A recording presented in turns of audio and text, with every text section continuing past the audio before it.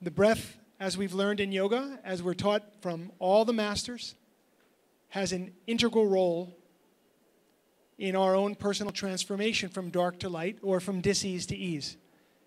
Sadhvi, could you speak about that? Sure, yeah. The breath is really a bridge. But a flowing, rather, you could say a river maybe, a flowing, moving bridge river, connecting the spirit and the physical. As we breathe, we're literally connecting with the universe. So in our inhalations, we're taking in the universe.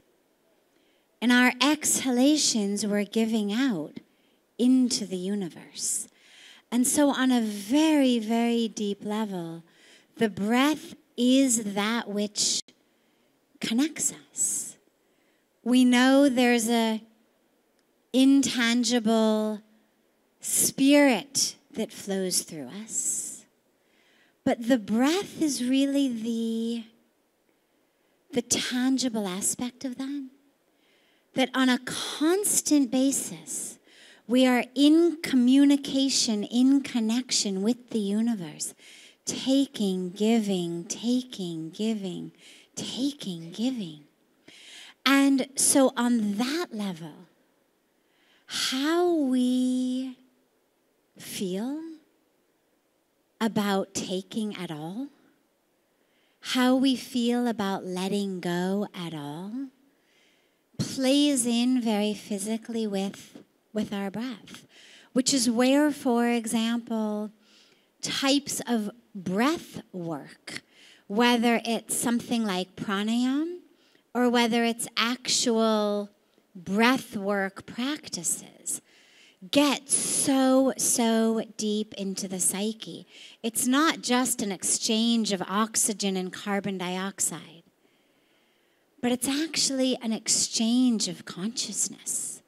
And all of that which we hold on to, all of our thoughts, all of our beliefs, all of our patterns of self, of world, of love, of fear, manifest in breath. If you watch your breath, if you really watch your breath, what most of us will find is either the inhalation or the exhalation comes more naturally for us. And the other one requires a little bit more attention and intention. Again, not good, not bad, not right, not wrong, simply interesting. Where is it that my consciousness is interacting? As Bruce spoke so beautifully about the interaction of belief, spirit, and immune system. Well, the breath could be sort of the medium through that. There's no issue in my lungs. It's not that my lungs don't know how to inhale or exhale. It's not that my diaphragm doesn't know how to go up or go down or contract or release. What is it then that makes such a deep exhalation so hard? What is it that makes the inhalation, the deep one, so hard? Why do we take in so shallowly? And it's really just that beautiful bridge I find between psychology, spirituality, and the physical being of what is the belief? What do I not deserve to take in? What am I not prepared to let go of? In what way am I holding back from being a conscious, excited, active participant in the exchange of energy with the universe? Because that's what our breath is a way that we're exchanging with the universe. So anybody who's ever done any kind of breath work knows all kinds of emotions come up. I mean, you thought you were just breathing.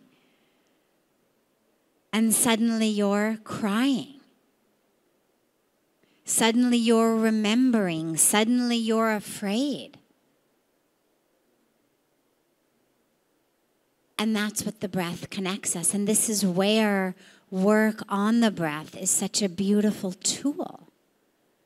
To access, to see, to understand, and then to heal our relationships with ourselves and our patterns of belief regarding our relationship with the world. What do we deserve to take in? How much and for how long? What are we permitted to let go of?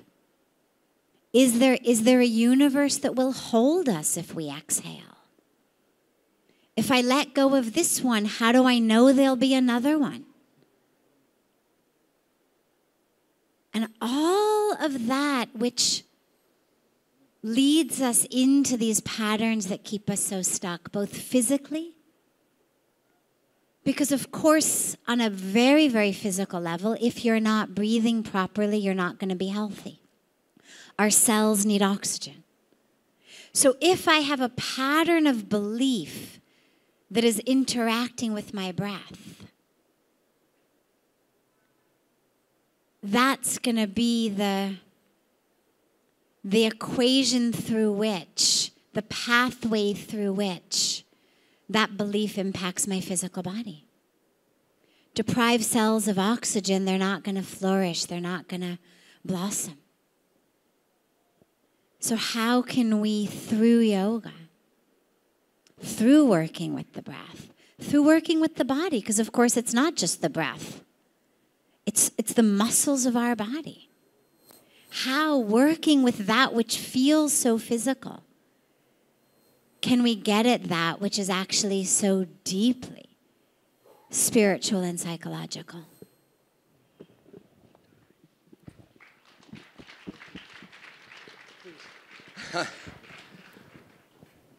Just to begin with, a very interesting concept that Judeo-Christianity has provided the large population of the world with a belief that Genesis occurred and God created the planet and the water and then the animals and the plants. And after all this creation, then God said, let's add some humans to the mix.